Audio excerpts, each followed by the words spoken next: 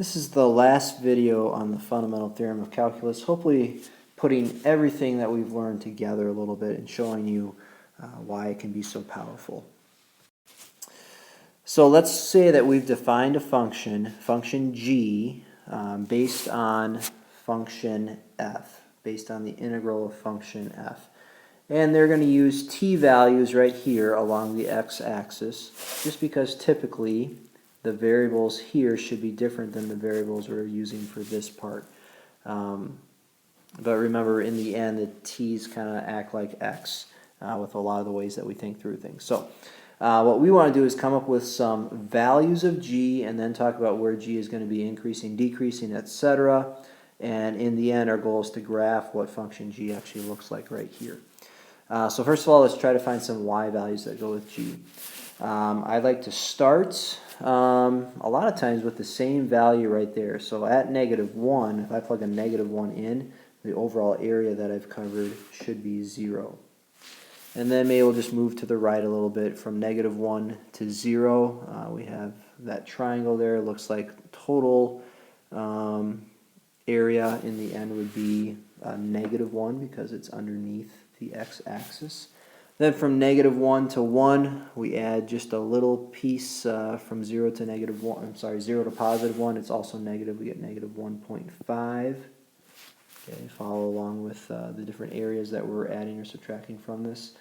And then from -1 to +2, again, more negative area.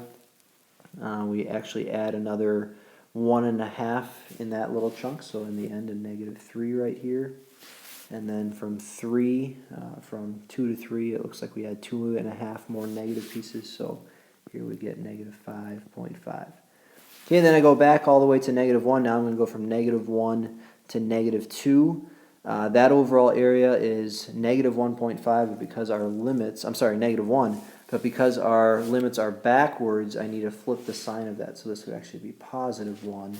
And then going to -3, it's positive, from -2 to -3, it's actually positive area, but again, because our limits are reversed, we want to count it as negative. So that part is -1 with a +1 that we had from -1 to -2. In the end, this answer would be 0. So we found some y values. In fact, we could go ahead and plot some of those things already on our graph of g. I might take a minute to do that. Okay, so I plotted those points and we kind of get a sense of already what the graph of g might look like. So where on function g, where will function g be increasing or decreasing? Well, increasing or decreasing, remember, means we want to think about g prime. So we want to think of what is g prime of x going to do. And remember that the derivative of this function that we're defining up here, the derivative of g of x is just going to be function f. So to think about this, we want to think about what is f of x. What are those f of x values doing? So where is g prime positive means where is f of x positive? F of x is positive. This graph right here is positive just from, well, from -infinity all the way to -2. So it would be increasing from -infinity all the way to -2. That means it's going to be decreasing because function f is negative in those other areas from -2 to +infinity. And remember, there's at least one spot there where it equals 0. The function f equals 0, but it's just that one point. Everything else around it is negative, so we say that it would always be decreasing. Okay, part C, where are the intervals, or what are the intervals where g is going to be concave up or concave down? So for that, we would typically look at g double prime, but again, based on the relationships that we have here, we can also look at where that's really going to mean f prime of x. So if g prime of x equaled f of x, that means g double prime has to equal f prime. And so we're going to be looking for f prime, where is f prime positive? We're going to be looking at the slopes of function f. So for example, f prime would be negative right here because f has a negative slope. So if f prime is negative right here, that means on the same interval function g would be concave down. So ponder that for a second. In fact, I could even add that this means slopes of function f, if that's helpful. Let's put this up a little bit there. Okay, so where are the slopes going to be positive here? Well, we just have one chunk, so we'll just say concave up. It's going to be from -1 to 0, it looks like. And it's going to be concave down in a couple spots. It'd be from -infinity all the way to -1, and from 0 all the way to infinity. Okay, because that's where the slopes of function f were negative. So based on all these things that we're seeing here, first of all, where would function g have a max or a min? Well, that's where does it change from increasing to decreasing. That's going to happen at, we go back up to part B, that's happening at x equals -2. And because it goes from increasing to decreasing there, we'd say there's a max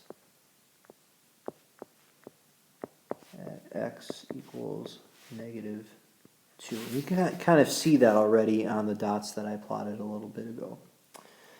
Let's see, anything else there? We could, if we wanted to do some reasoning there, we can talk about that a little bit.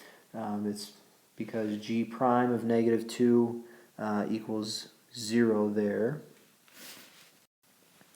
So I wrote it out a little bit first here, but we'd say that, just as a little review to prove this, we'd say that g prime of -2 equals 0, and g prime of x switches signs. And we really should say it switches signs from positive to negative there. So remember, g prime is just what the function f values are. So at -2, we actually have a value of 0. It went from positive to negative, and that's how we could say there was a max at -2.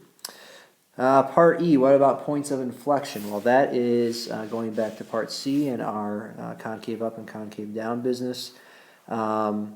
And so we want to know where does g double prime switch signs, and based on what we see right here, that's going to be at -1 and at 0. And just to kind of go over for g double prime again, we want to look at f prime, which is really the slopes of f. So we see the slopes of f change at -1 and then at 0. And we could also maybe add in our explanation that g double prime is undefined at -1 and at 0. That might also be something to mention. Okay, so we have all this down. Now let's try to put this info from B all the way to E into our picture. So we know there's a max right here. It was increasing, then it's going to be decreasing the rest of the way. We know it's concave up in this section from -1 to 0. Otherwise, it's going to be concave down all the way through there. So we just got to make sure that we kind of make all of that look right. Might be a little challenging on here. We'll see what we can do. I'll do it in red. Okay, so we knew there was a max, increasing, decreasing, and then concave down the entire way. Here it's going to be decreasing, but it's concave up just for that little section, so you might want to try to curve that just a little bit more. And then from here on out, it is concave down and decreasing. And so that's going to be what function g will look like. And to me, I don't know, it's a lot of algebra work to kind of figure this out, but it is kind of interesting that we can now come up with a picture for something as complicated as this and go through all the reasoning of everything we did in first semester. So jot down any questions and we will see you in class.